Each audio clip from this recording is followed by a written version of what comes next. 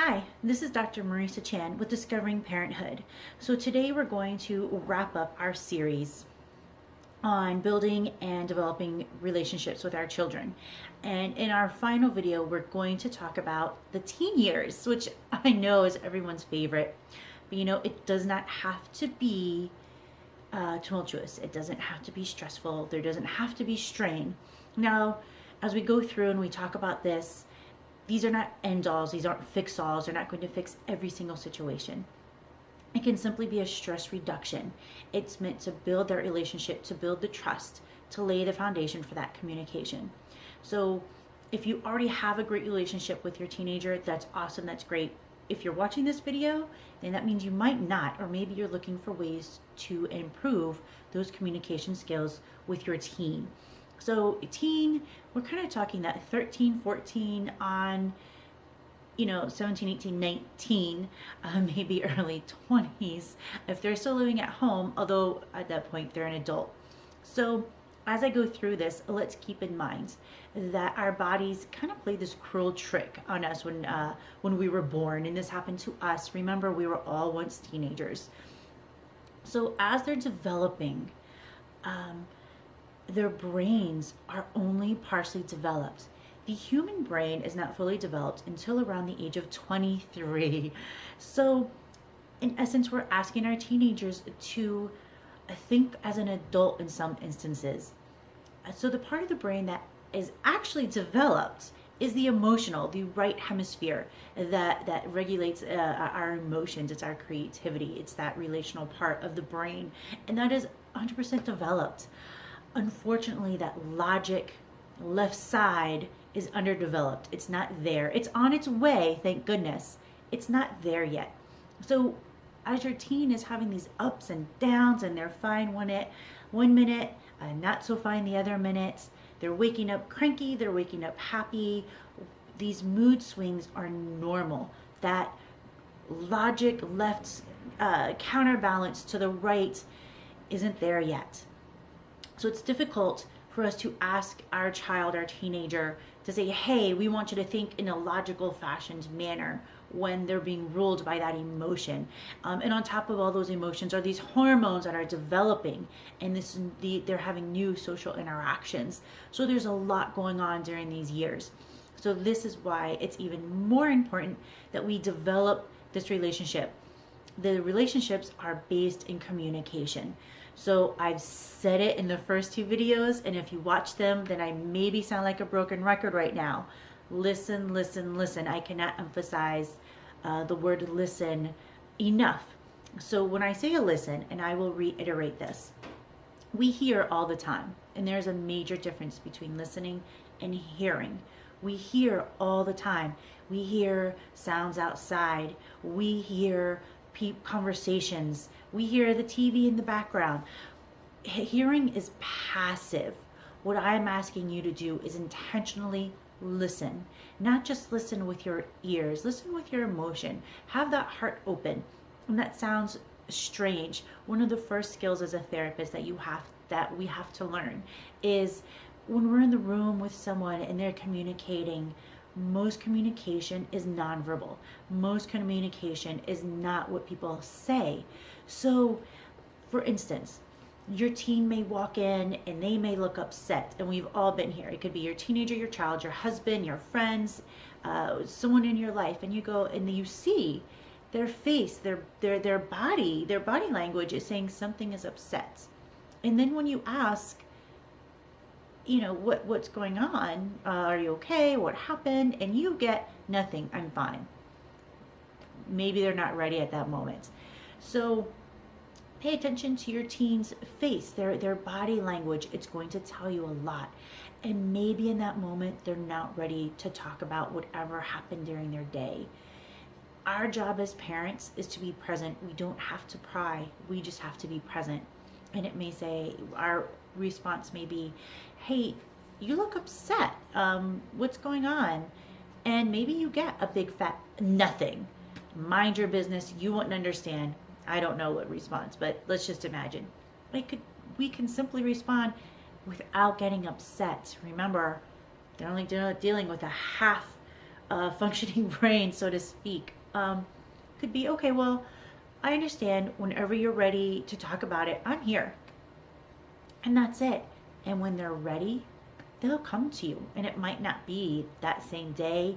It might not be that night. It may be the following day. They may have to process whatever is going on. So, developing that relationship, one of the primary things teens want from their parents is not always our advice. I know when our teens come to us with an issue or a problem, they may not always want us to solve it for them. Sometimes they want us to listen.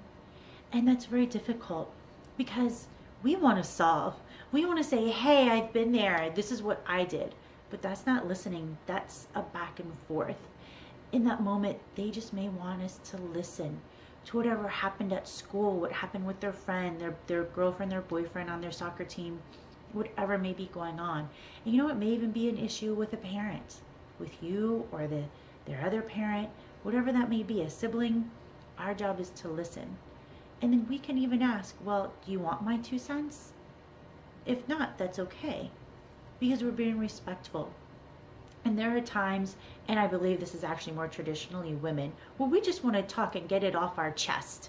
And I know I will often do that with my husband, and my husband will want to solve the problem, and I'll say, I don't want a solution, I just want it to talk about it. Okay, so let's apply that here. Okay, they don't always want us to jump in and solve it. And something I'll ask my oldest sometimes, I'll say, well, what do you think? How do you want this to end? Or maybe he said, well, this is what I think I want to do, or this is what I did. And I will say, are you happy with the result?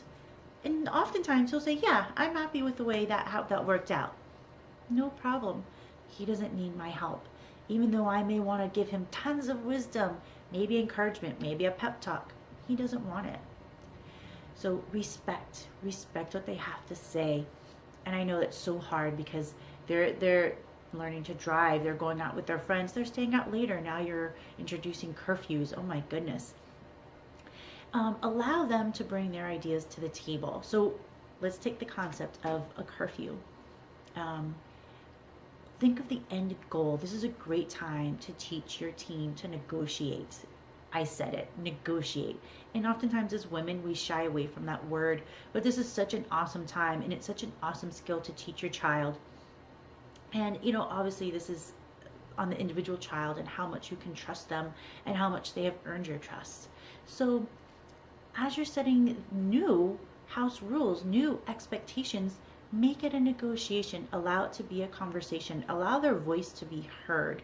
And this will go a long way. And you'll see they are more likely to comply if they feel a part of the process, as opposed to being talked down to, being told what to do. They get that all day in school. They do 8 hours a day at least. Let them be part of that process. You know, well, where are you going? You know, whose house is it? You know, is it you just want them inside at that moment? Is it, you know, well, you can bring your friends here and maybe hang out a little later. Whatever that conversation is, you know, allow it to be a negotiation. Allow them to feel as though they have some sort of power and authority over that situation. It doesn't mean it has to be all the time, because there are just certain hard and fast rules. You know, no drinking and driving. That's a hard and fast rule. And let them know, you know, these are the rules, these are the areas we're willing to negotiate. These are the areas that, for reason X, Y, Z, we cannot negotiate on this. And when you allow them to have power here, you may see that there's less resistance here. Keep those lines of communication open. This is the time you want them to come to you. This is the time you want them to have those conversations about sex, about drugs, those important life decisions. Hey, I want a tattoo, a piercing on my eyebrow, whatever that may be. Those are the conversations you want to have. Areas to negotiate, they want pink hair, purple hair, blue hair, really doesn't matter. It washes out, it grows out, you can cut it, let them dye their hair. It's not a big deal. You know, there are other areas, clothing, you know, as long as they're safe. You know, we don't want the females overly promiscuous. whatever that may be for the boys, sagging pants way up below their butt. There are certain areas that are negotiable and are not negotiable. So allow that to be the premise of your relationship. Treat them as a human.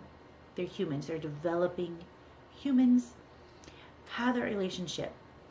Make time for them. I cannot stress how important that is, because this is the time they're probably taking themselves to practice. Schedules are really picking up. They're having more and more independence. And maybe you're struggling there. Maybe you want more control. You still want to be a part of that. We'll find a way. Create that relationship. Open the doors for that. If we as parents are constantly criticizing our child, well, you need to improve here, I don't like this, I don't like the way you dress, I don't like your friends, they're going to close off. If we close off, if their spirit closes, if we close their heart, then they're not going to come to us. They're going to go to their friends or the internet, and we don't know what information they're going to get. I mean, think about the stuff our friends used to tell us about sex or about drugs or alcohol. I don't want my kids getting that information. I want them coming to me as that source. But for them to come to me, they have to know I'm safe.